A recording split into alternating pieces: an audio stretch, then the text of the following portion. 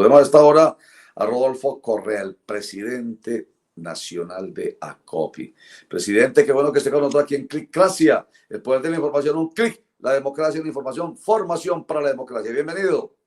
Buenos días, Roger. Un gusto estar con usted y con toda su audiencia y, por supuesto, con su mesa de trabajo. Muchas gracias. Bueno, voy a empezar diciendo algo que a usted le debe hacer sentir feliz, o bien, porque cuando hablan bien de uno, qué rico. Y es que en estos días, en todo el trámite del proyecto de ley de reforma laboral, viendo cada uno de los actores y de las posturas, a usted le hemos reconocido la forma morigerada con cómo ha venido planteando ese trámite que debía hacerse en el Congreso de la República de la reforma laboral. Entonces, ¿por qué? Porque usted ha dicho, hombre, sí, entendemos que los trabajadores necesitan que se les reivindiquen los derechos, pero hombre, pensemos en la otra realidad, en este caso en las que usted defiende, las micro, pequeñas y medianas empresas. Esto lo debemos hacer paulatinamente. ¿Sigue pensando todavía en eso usted con lo que ya ha acontecido, la aprobación en el Senado y el paso al que vamos, que es de la conciliación? Claro que sí, Roger, y muchas gracias por el reconocimiento. Pues la verdad, Roger, es que aparte de la realidad de los empresarios, que es en últimas a quien yo represento del sector de la micro, pequeña y mediana empresa de Colombia, pues también hay otra realidad, o mejor, muchas realidades que hay que entrar a considerar cuando se va a gobernar y cuando se van a tomar decisiones frente a la distribución de los recursos. Porque cuando le hablo de varias realidades, por ejemplo, también quiero hablarle de la realidad de los trabajadores que se encuentran en la informalidad. Y además quiero hablarle a usted de la realidad en la que se encuentran quienes no tienen trabajo, ni siquiera informal. ¿Y por qué me refiero a esto, Roger? Porque mire usted los distintos puntos de un universo. Le voy a hablar del universo de la población económicamente activa en Colombia. Son 25 millones de personas. Es decir, 25 millones de personas o que están trabajando o que están realizando actividad productiva o que están buscando trabajo y no han podido conseguirlo. Mire pues esto, de 25 millones, solo 10 millones tienen un contrato formal de trabajo. Esos son solamente a los que va a beneficiar la reforma laboral. Luego vienen 2.5 millones de desempleados. Esos son los que jamás va a cobijar esta reforma y si no se hace algo en el país, jamás van a ingresar al mundo productivo. Y luego están los que se encuentran en condición de informalidad laboral, es decir, aquellos que se encuentran en el rebusque o que trabajan por raticos o que definitivamente están por fuera de la seguridad social, de las prestaciones y de las garantías laborales. ¿Sabe cuántos son esos? 12.5 millones. El problema de la reforma laboral, en primera medida, es que está forzando al aparato productivo para que reconozca exclusivamente un aumento en las erogaciones económicas a los que tienen contrato formal de trabajo, pero el gobierno con esta reforma ni con ninguna acción está haciendo nada ni por generar más empleo, o sea, disminuir los desempleados, ni por crear empleo formal o formalizar los que están por fuera, siquiera no se ganan ni el mínimo, ni tienen primas, ni tienen ninguna garantía ni seguridad social. Por este sector, que es la inmensa mayoría, no está haciendo nada la reforma laboral y el gobierno lo que está haciendo es política con el bolsillo de los pequeños empresarios, porque nosotros somos los que generamos el 72% del empleo formal. Entonces, claro que hay que reconocerle a los trabajadores más garantías, pero también hay que reconocerle a los que están en la informalidad y no tienen ninguna, las mínimas. Y por supuesto que hay que generar condiciones para los que no tienen trabajo lo puedan llegar a tener. Ese es el arte de gobernar con sabiduría, con inclusión de todos en el modelo y no solamente con posturas político-ideológicas que lo que generan es escenarios electorales y no resuelven problemas sociales. Doctor Correa, buenos días. Hermano, un gusto saludarlo. Igualmente, doctor Correa, ¿usted confía en el proyecto que anunció el ministro de Trabajo, Antonio Sanguino, enfocado en tener, digamos que, consideraciones especiales con las empresas que usted representa. ¿Usted cree que eso sirva de algo para aliviar esa carga que podría tener la aprobación de la reforma laboral? Pues mire, Germán, si yo fuera de la oposición política, diría que eso no va a servir para nada, pero como yo no estoy haciendo política ni estoy haciendo oposición, sino que estoy liderando un gremio, lo que tengo que decir es, porque es lo que me corresponde, espero que sí. Anhelo que sí, y si podemos ayudar en algo desde el gremio que yo represento, con mucho gusto lo haremos. Doctor Rodolfo, buen día, cordial saludo. Javier, un gusto saludarte. Doctor, voy a ser un poco, digamos, duro frente a este tema, y es que siempre esa narrativa que usted nos expone aquí, que tiene asideros en las cifras que usted nos expone, ha sido la misma a la hora de hacer cualquier reforma laboral, independientemente si se van a reconocer o se van a recortar derechos. Siempre la informalidad ha estado por encima en ese debate, pero el tema, doctor, de fondo es que esa informalidad nunca sigue siendo pues un problema para la sociedad colombiana. Entonces, ni esta ni ninguna otra reforma ha servido para aliviar ese tema. La pregunta aquí, doctor, es ¿cuál es la reforma que sirve para que esa informalidad se reduzca al menos en algunas proporciones más o menos equilibradas y que pueda beneficiar a muchas personas? Claro, mi querido Javier, es una muy buena pregunta. Mire, cuando uno está gobernando, lo mínimo que debe tener en cuenta es cómo va a lograr para expandir en la mayor medida de lo posible los beneficios que el Estado debe distribuir. Con una reforma laboral que le impone más cargas a los generadores de empleo, y no estoy hablando de los grandes empresarios, repito, yo represento los pequeños, los micro, pequeños y medianos. Yo no estoy hablando aquí ni del grupo Ardila Lule, ni de el grupo Santo Domingo, ni el grupo Aval. No, eso, ellos tienen otros órganos que los representan. Yo represento a los pequeños. O sea, yo represento a la economía popular. Lo que el gobierno llama economía popular es la economía de la microempresa. Eso es lo que yo represento. Entonces, cuando usted va a hacer una reforma laboral y no tiene en cuenta a este sector que emplea el 72% con muchísimo esfuerzo, y con muchísimo esfuerzo tiene que cumplir todas las prestaciones y garantías sociales que tienen los vinculados formalmente, y le aumenta y le aumenta y le aumenta, jamás va a resolver el problema de la informalidad, porque lo que está generando es imposibilidad física, Javier, material, de que no tengo cómo pagar más, ni tengo cómo vincular más personas, ni tengo cómo ayudar al que está en la informalidad, venga y haga parte de mi empresa. Es que cuando se gobierna y se toman decisiones, hay que pensar desde un punto de vista sistémico, es decir, integral y sistemático, es decir, de cómo las cosas todas están unidas con otras.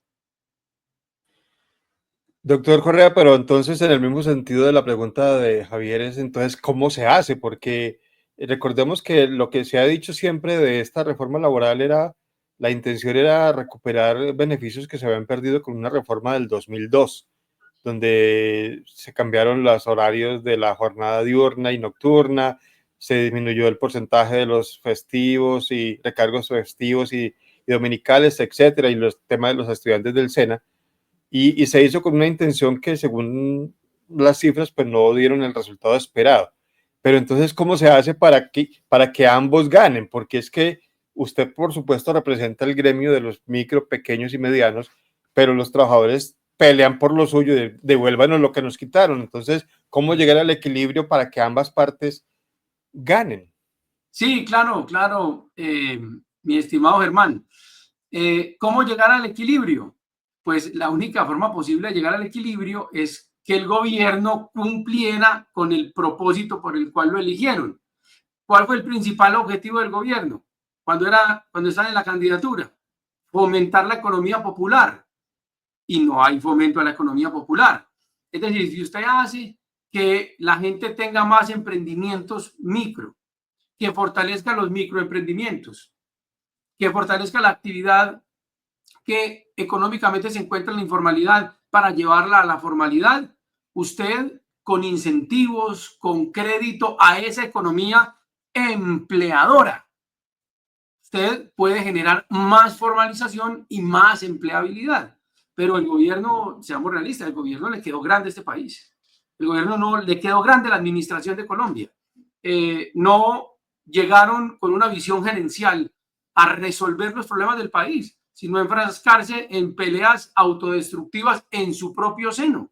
El gobierno, con los problemas y la imposibilidad que tuvo de controlar la corrupción en múltiples instituciones, con las guerras entre Saravia, Benedetti, entre los ministros entre sí, las envidias y todas estas actividades que en últimas llevaron fue al descontrol y a la desadministración, fracasó su proyecto político. Rodolfo Correa, inmediatamente termine esta entrevista, vamos a presentarles un ejercicio que hicimos ayer al aire libre, el equipo periodístico de Clicracia, reflexionando sobre estos temas de los proyectos de reforma laboral, reforma pensional, consulta popular constituyente. Y en ella, está grabado, entonces voy a adelantarme con lo siguiente, con una respuesta suya.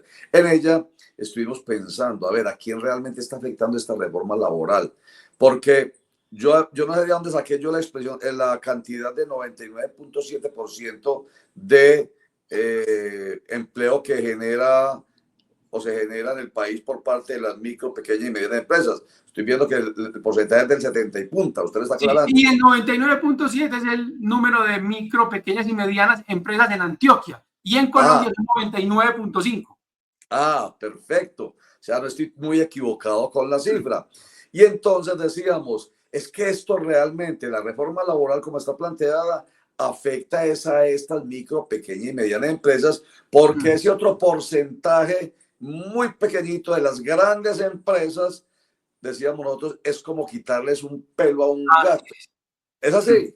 Ellos tienen con qué pagar, Roger, usted la tiene clara. Ellos tienen con qué pagar la reforma que le impongan, pero nosotros no. Ya. Y el gobierno lo hizo pensando en ellos, pero perdóname la expresión, pero nos jodió a nosotros. Ah, eso nos da una claridad absoluta. La teníamos más o menos. Pero usted me dice, yo la tengo clara, pero teníamos la duda. Ayer en la disertación decíamos, yo decía, muchachos, ¿será cierto o no será cierto? Usted lo confirma. Entonces, mejor dicho, esto es un duro golpe, un tremendo golpe. Y usted a la economía popular. A la economía popular. Porque era el objetivo principal de defensa de ellos.